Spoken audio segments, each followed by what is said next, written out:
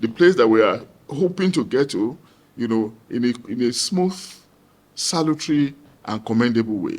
The institutions are well spelled out. We do know them, agencies of government that are supposedly called stakeholders in the electioneering or in the democratic process. Of course, we know them. INEC, the security agencies, the government, etc., etc., about 7 or so of them. So when we want to measure the quality of our democratic system, the onus is now back on us to look at the content, the quality of these institutions, their productivity and efficiency. And if we have questions to ask, of course, we'll proceed to ask them around them so that their efficiency can be enhanced, because they are integral to the determination of the success of the democratic arrangement, whether it is integrity-driven, whether it is credibility-driven, or whether it is otherwise. But our worry with respect to the 3 states in question is because in the last couple of years, there has been valid concerns over imperfections of these institutions. Over imperfections, irrespective of the preparations that have been made, preparation at the level of financing, preparation at the level of logistics, at the level of promises and plans and all of that, then you begin to worry. What is the problem? Why can't things work in our system, irrespective of the many arrangements that we probably will have made to ensure that those things work? There are so many reasons that we can adduce for this. Maybe one of these is our value system. Our value system is obviously perverted. It is one that is hinged around monism, the culture of the absence of transparency, the lack of accountability, the deep-seated, belief in the factor of money in everything we do. There's this unfortunate cliche that keeps flying around that whatever money cannot do in this country, more money will do it, which is actually the problem. So the craze for money, material things, oftentimes obfuscates the direction in which, the ideal direction in which we should go. You see the ideal, but you move away from it because there has been some kind of influence, monetary influence. And of course, the facts are there. We have had several allegations of how some of these institutions, manned by otherwise salutary people, have been compromised by politicians who are hell-bent on having their way. So I think going forward into the next election, we have to be concerned about this our value system, how not to make it affect the institutions so that they can up the ante in terms of delivering on the respected goods. And the goods are simple. The goods is very, very simple. We've been talking about it. It's a mantra that is all over the place: free, fair, credible election. Sometimes you may well add the word transparent election, but the one that is constant is free, fair, and credible election. What does it take to deliver these things? Of course, we know when you do not deliver it, people will still see through it that you're not delivering it. But you do not care. Why wouldn't we care when we are being marked wrongly?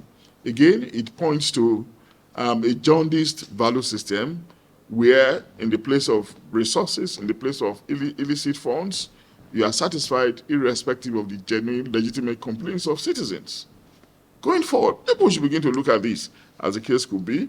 Then, of course, do we also not think that it might be time for us to begin to think about some restructuring so that there can be some balancing and sections of the country wouldn't be feeling complete marginalization. You externalize them within their own entity and create a problematic sense of belonging, while they are continuously longing for integration. We are in a democracy that's supposed to be inclusive and integrative, but we still have citizens who feel perpetually marginalized. And to some extent, you see that there are justifications for this. And where do we have these justifications? Because we have leaders at some point, and maybe sections of leaders even still continuing, that keep reminding us of our differences. Am I communicating? Sure. We're in a system, we're in a plural, multi-ethnic system where we do not need leaders that will remind us of our difference, because a multi-ethnic plural system is a fragile system that you have to be painstaking, as if you are building a house. When you are building a house, what do? You put block after block, care, and you measure it, you see how bricklayers or engineers do it. They use a ruler every time to measure it, to look at it, just to make sure everything is aligning. That's a physical, tangible sense of it. But in the intangible, you also have to be painstaking, looking at the mindset, the concerns of every section of the country. But when you do not show concern, you do not show care, you cannot, prevent agitations. You cannot prevent agitations. And we're not even looking at it from the overarching context of the Nigerian context. These things can happen at different levels, at the level of the state, at the level of the local government. How well are you integrating all sections in those areas? We have had instances of this, but of course, we know it's an anomaly.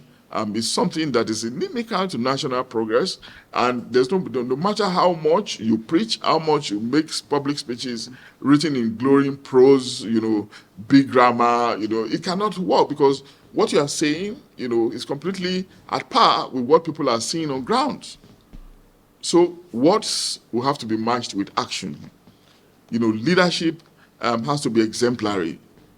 Leadership is not just about pronouncement, but it's also about doing. If your actions matches your word, of course, followers, you probably do little or nothing before followers are in tow. They will follow you, believing that you are really sincere, you are committed to creating or to giving us a better country, as the case could be. Then, of course, we have to highlight this point as well, about democracy and development. What do we want as a country? I believe that we want democracy, because we have seen somewhat benevolent dictators in the past. Military men who were very good, they were very nice. Some of them didn't even say they were military head of state. They called themselves presidents. They tried as much as possible to be benevolent, but we knew that they were not representative enough. And of course, we still clamored for democracy. Okay, we still clamored for democracy because we believe in the efficacy and the supremacy of democracy, being a system of government that is closest to godliness, that enhances the self-esteem of the individual, enhances citizen participation, engenders it as much as possible. And that's why the clamor was profound. We had democracy. 24 years down the line, should we start asking questions around the potency of this system? Yes, there might be irritations, but we need to remember, ladies and gentlemen, that sometimes when you agitate, you've got to be careful what you're agitating for. If it is supposed to bring a temporary solution, some months or some years down the line, you might encounter a problem. It might not be exactly what you are expecting. And it reminds me of the Roman Empire during the period of Julius Caesar. What happened? Caesar was supposedly rising in pride, in fame, and Cassius felt that, no, this is not supposed to be so. This man is going to be a dictator. Let's take him out. He called himself, alongside Brutus, who eventually joined him, the liberator. Okay? How are they going to take out Caesar? They killed him at the Capitol. We have the story is out there for all of us to appreciate. When they killed him, what happened? Did they succeed Caesar? Was Caesar in peace thereafter? Of course, no. The death of Caesar led to the rise of Octavius, eventually Emperor Augustus, through the assistance of Mark Antony. So what you are expecting may not really be if you are agitating for crisis. But we are here gathered talking about enhancing, growing our democracy, using the case of the imminent elections as a template so that we can, for once, change the narrative and, again, raise our hope on the prospect of consolidating and deepening our democracy. And how do we do it? We have said it severally. The institutions should be spick and span in the way they deliver the goods. Think less about the perverted values that they are subscribing to: bribery, corruption, the absence of transparency, the absence of credibility. Just thinking of the pockets, temporal things. They'll probably take them nowhere. There are so many things we can cite around this. So many allegations flying around, salacious, sensational ones, doing us disservice, as the case could be. How much do we? How much can we say? We can just say so much. But the security agencies also have their works to do. There has to be deterrence. There has to be apprehension, prosecution, and sanctioning. Every election we complain, shaddily done. We do not see any kind of prosecution, any kind of sanctioning.